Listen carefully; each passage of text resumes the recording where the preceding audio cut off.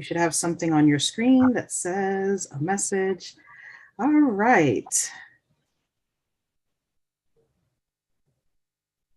All right, good afternoon, everybody. Thank you so much for tuning in to LearnBiz, the podcast. We are bringing you another special celebration. Today is International Women's Day, all part of Women's History Month. And so I am Sandy joining you today, and I also have my favorite lady, Lisa. Yes, Sandy, I'm so glad to be here with you on International Women's Day.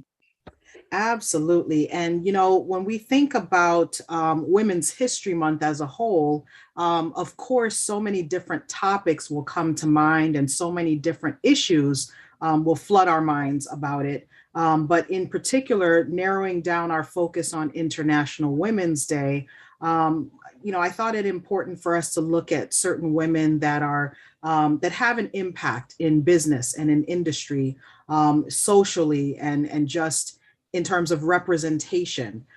We do have a lot of women from a variety of different countries and backgrounds that have some great contributions to our society. So, we're going to have a little chat about that today. When it comes to International Women's Day, Lisa, what are some things that come to mind for you? Well, I was looking up the term, International Women's Day to get a little bit of the background on it. I know I've looked at it before, but it seems to have come from a movement of women wanting equality in the workplace and looking at, the suppression of women in certain areas, depending on where they live, like whether women are prohibited from having businesses and things like that. And the celebration of women internationally to be able to grow and excel from some of these barriers is definitely worth a national celebration, probably on a daily basis. And I definitely agree with you. When I started looking a little bit into International Women's Day and the things that are highlighted, some of the language that was circulated was things like breaking the bias, or even making it easier for women to move forward and to be able to have levels of equality at all levels, whether it is employment, whether it is in politics, in business, even in their own households, being able to have a level of opportunity where they can really engage and properly be involved. And this year's theme when it comes to International Women's Day, and the whole concept behind International Women's Day really takes a deep look at the social, the economic, the cultural, and even the political achievements of women. Yes, absolutely. So we have a lot to celebrate as women across the globe, but it looks like we still have milestones to go in terms of those accomplishments that we still can be making. I think about Russia. And what's happening there and how the government really dictates who can excel and who can become an oligarch, if you will. I don't know if there are any women oligarchs in Russia. I think of, Afghanistan. I think of other nations and countries where women are suppressed, where women are not allowed to show their hair or to just to have freedom of style, that they have to dress a certain way. They can't necessarily own businesses without their husbands or men leading the way.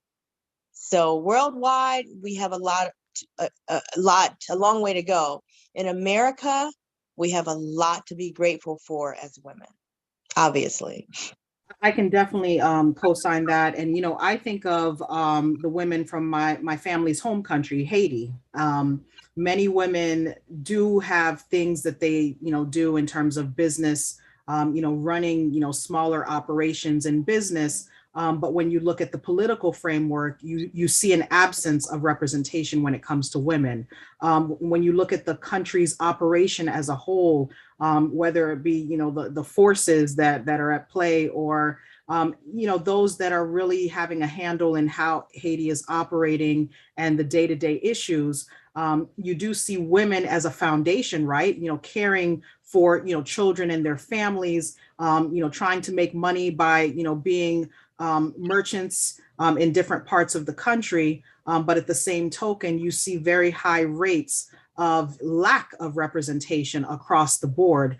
So I think, it's always important to look at the international marketplace in comparison to us here in the United States. In our lifetime, we haven't seen the depths of inequality to the level that our parents probably did. We experience it at a level, but we do indeed have a great amount to be appreciative of in the level of power and ability. I mean, the two of us, we are both female business owners. That's something that many countries don't get to enjoy and experience on the woman front. So I think we do have some things to really be appreciative of. And in looking at the international market, I really would love to see more women engaged in the marketplace, engaged in business and commerce. And this theme of equal rights, when I think about our positioning as attorneys, I know that there are a lot of women in the legal industry. However, when you look at representation, when it comes to things like judges and those that are at higher levels politically, we're definitely not on an even scheme at this point.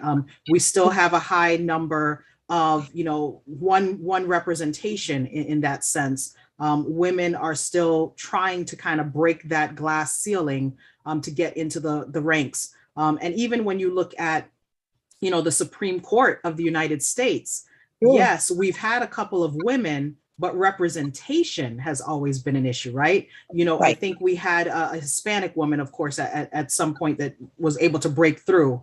But predominantly, there has not been representation when it comes to women internationally on the highest court of the land. Absolutely. We're just now getting there in 2022. Can you believe it? With the nomination of Ketanji Jackson Brown, I believe. Yes. She'll be the only African American woman in the whole history of this country that will have sat on this court. And so, I mean, it's just almost unfathomable that we're only looking at a Black woman coming onto this court for the first time in the year of our Lord 2022. Unfortunately, we continue to have a lot of firsts that I just never would have imagined throughout my years growing up that we would even be in this place. So in terms of looking at International Women's Day and the things that typically happen on this day, we're going through a lot in the world right now between being in this pandemic phase 3 and everything that's going on overseas right now. We have definitely found different avenues to be successful in our own right, but that hasn't come with it has come with some struggles. And I would say one issue that I see with women across the board, but particularly I would say international women, is, you have a lot of people that have come to the United States, for example, trying to find a better life. But in the same token, the opportunities, they're not going to get certain opportunities because of either, their immigration status or their economic status. And so there are a lot of struggles in that realm. And I particularly feel a little bit of frustration with that type of situation, because when we've been in the pandemic, you think about children that had to be at home. Well, now these women are unable to be in the workforce fully because they have to care for children. So it created a lot of challenges. What are some challenges that you think, in terms of internationally speaking, that women have faced here in the United States? Well, in the United States, I mean, of course, we have faced unequal pay. And so in that regard, obviously that's not equal rights, equal pay. It's not equal. It's not equal pay. It's not equal rights. So Absolute. yeah, so that has been a big issue, and it's an ongoing issue. And just like you said, advancement in the workplace, when you get to those upper echelons, in some traditional employment settings in this country, you see more men. When it comes to banking and finance and government and industry and big industry, the closer to the top, you see more men. And so I know women are continuing to break these barriers, and thank goodness for that. But like I said, we just have to keep forging ahead. I like the idea of seeing women on the international stage, as entrepreneurs engaged in international business. What comes to mind as I was reading an article, let me grab it here, about the young lady, Brittany Griner, the WNBA superstar, who Right. is incarcerated in Russia. Since 2014, this young lady, after the WNBA season is over, she goes to work in a foreign country, still playing basketball for an international team. And a lot of these women are drawn internationally into that arena. Why? Why do you think the number one reason? More opportunity, more money. Yes, because these teams traditionally are paying much more money than the NBA. So she has been involved in, working for a Russian oligarch who owns a WNBA team since 2014. She's the only one that's held it down since that time on that type of kind of full-time basis. And Right. now she's sitting in a Russian jail because someone found a vape pen in her suitcase, which contains cannabis oil. Wow. And so this young sister, a woman of color, is facing, from what I heard, 10 years in prison. Wow. I mean, and you have to know, obviously, there's some political ramifications going on right now too. I'm certain. But she's a two-time Olympic gold medalist. And I just, we have to keep her in our prayers. But this sister has been working internationally, doing her thing. So I just like to see, that's just one example in sports. But I know women who have formed businesses like with shea butter, maybe buying shea butter from African producers, and getting involved with the international transport, import, export business. Right. These avenues I'd like to see increase so that we have more and more trade with our counterparts in Africa Right. and Haiti, and things like that, Sandy. But we're making some progress, but we got to do a whole lot more. We definitely have a lot of work to do. I think there are some great examples of people who are kind of breaking through. We've seen it from different African countries. We've seen it here stateside. We've seen it in different Caribbean countries. I'd like to highlight a Haitian-owned company. It's owned by a husband and wife, but the wife, they started this company basically with a hair accident.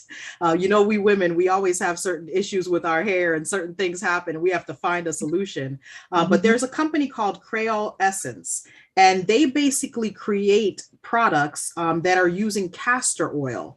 And their company, to my understanding, they have all kinds of lines of shampoos and hair oils and things like that. But one of their primarily items that they utilize in their products is castor oil. And what they've done is they've teamed up with farmers in Haiti to make sure that they can source their products and provide opportunities for folks in Haiti. And even in looking at the castor oil that they produce, while they are a United States-based company, they decided rather than use United States-based individuals, they would start with utilizing individuals in Haiti who are farmers to develop opportunities for them in order to create the castor oil that they utilize in their products. And you can actually find these folks, the company called Creole Essence. They've been on ABC's Shark Tank. Nice. They've also been on QVC. I've seen them on a couple of other, spotlights and things like that. But in essence, the company Creole Essence took the foundation of their Haitian culture and said, you know what, we want to make a change. We're here in the United States, but we can provide some products that will utilize the services of the country of Haiti, specifically farmers in Haiti, to make sure that they are not only offering some organic type products that are good for you, but also contributing to their homeland and also providing jobs here in the United States. Because I believe they're out of here in Miami, where they employ, if I'm not mistaken, over 500 individuals here. And in addition to sourcing the castor oil that they utilize from farmers in Haiti, they have their own employees in that country as well. So that to me is a really great example of how someone who is from another country that comes here to the United States can not only provide jobs here stateside, but also can contribute to their homeland and say, you know what, I'm going to allow some opportunities to cross the international borders. I love that. That's a very good one. That's a very good one. And I mean, can you imagine us creating like hundreds and hundreds of examples like that in business, people all around us that we know that we can talk about? So, my hope for the future is that, especially in Black and Brown communities, that the entrepreneurial experience can grow more internationally as well, and that we become partners, create international partners in business. That will be awesome to see more of that, as well as what we continue to do stateside. Of course. In touching on something that you mentioned just a little while ago in terms of opportunities in the workforce, I wanted to talk about a situation that, we're probably aware of because we hear about these things in the entertainment industry. But Lupita Nyong'o made a comment a while back, and there was an article highlighting something that she said, which is there is still discrepancy between white representation and everyone else in Hollywood. And one of the major things that Lupita focuses on is the fact that, being a Black actor, being an actor of a darker complexion, light skin is typically what is represented in many things. And so when she takes on roles, she is always conscious of the fact that her dark skin has an impact, and the type of roles that she takes also has an impact on how people view darker skinned individuals, and also making sure that there are darker skinned individuals represented, in film, in television. And so, she really highlights some of the issues that exist in Hollywood, where, one of the things that she wants to do is make sure that she chooses the right projects, and that she not only choose the right projects, but make sure that the opportunities that she takes advantage of are representative of what she believes people of color should represent in film and in industry. And so I think, it's really interesting to hear different perspectives, whether you look at the beauty industry or the music and entertainment and television and film, even with us as attorneys, in the legal profession or doctors, we always hear the same message. There's a lack of representation. And even when there is representation, there is a slant, to get someone of a lighter complexion. And it's kind of like, a little bit of a shunning of those who have a darker complexion. I've seen some exploration a little bit more in that realm,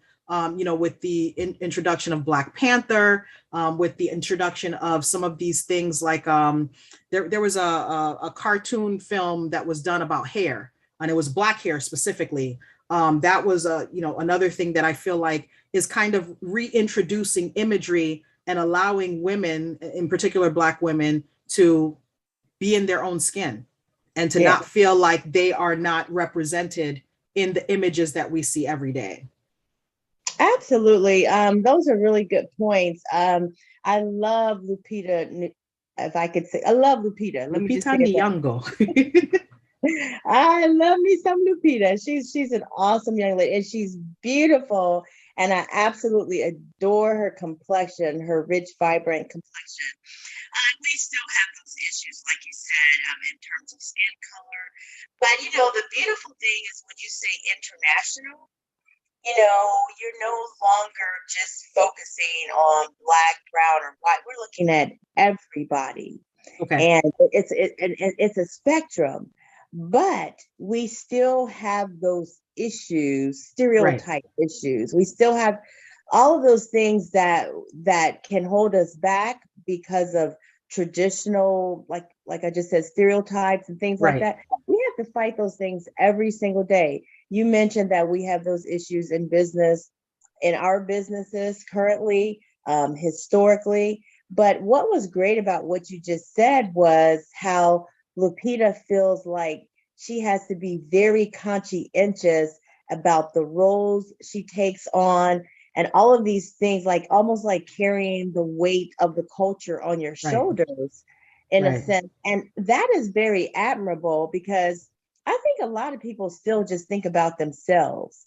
But Right. it's so great to see when people really think about the images that they're putting out there and what type of maybe stereotypical effect it might have Right. or reinforce or not. And I just love the fact that she is that conscientious. And I would charge each and every one of us with thinking and being the same way in business about images. And I definitely agree. And it's a little fun fact about Lupita. She not only gives us international from her Kenyan part, right? She was born in Mexico, to my understanding. It's kind of a weird little mix there. But just as a side note, growing up for me, I always used to have this thing because, as someone who is of a lighter complexion, I always felt like I wanted to be of a darker complexion. And then you have folks who are of a darker complexion who want to be of a lighter complexion. So it's really interesting as children, the things that we see around us, because sometimes, you would have kids growing up feeling like they want to be white, right? Because they want to have that skin and that color. Whereas you may have other kids, it's like, no, I want to be like, the other family members that I see that have this rich brown complexion, and I can't have that. I'm just like Casper. So um, that's just a little fun add-on. I'll say something on that too. I think that one of the biggest challenges amongst people of color is to basically make other cultures, if you can, just forget about skin color. Right. We have to teach these other cultures that there is opportunity and there are resources in diversity Right. and doing business with people who don't look like you, who are Black and brown. Diversity is so rewarding. And it's like looking at something that's one faceted or multifaceted in Right. terms of a prism of not prison, a prism of opportunities and diversity, as I stated.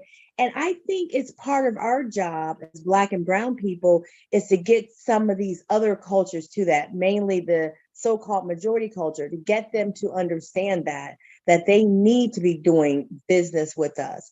Those are some of our challenges, I think, moving forward continually.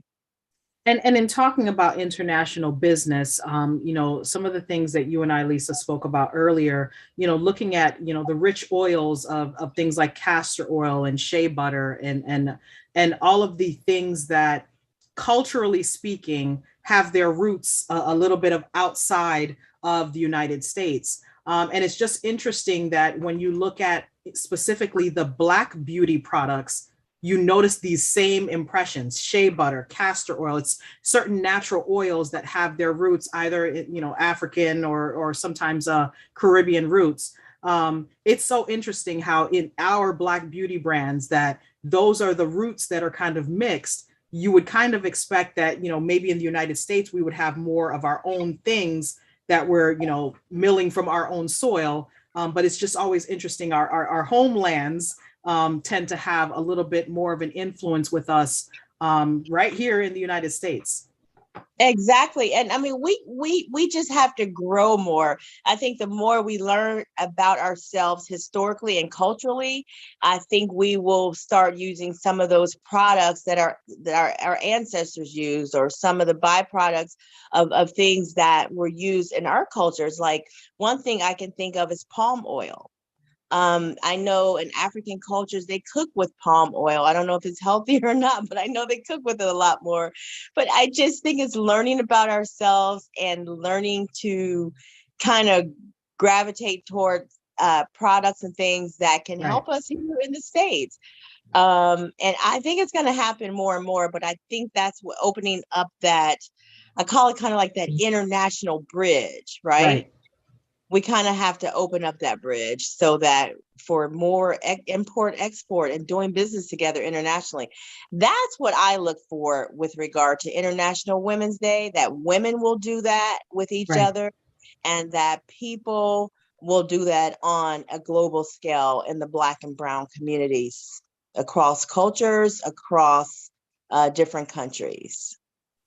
I definitely agree with you. And I think we've made some strides. You have a lot of international women who are going into different industries and being very powerful in business. We talked about Rihanna during our Black History Month stream, and some of the importance of what she's contributed to the beauty industry and the I guess you would call it the lingerie industry. But I think we're seeing more and more how women on all levels are contributing.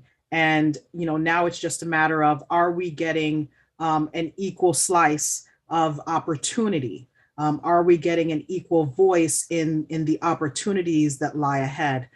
So I'm really glad that we had this International Women's Day celebration of sorts.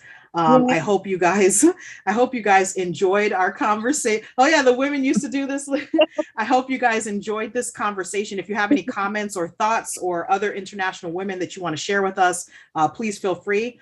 Please know that it is Women's History Month, so it's very likely that you'll see us pop up a couple more times to maybe talk about some current events and some current issues, and maybe potentially see how this Supreme Court nomination plays out. I know there's been some drama with that, so we might have to schedule a special one for that. But Lisa, I think we should share with the folks what we have coming up in terms of business and development. So what do you got? Absolutely.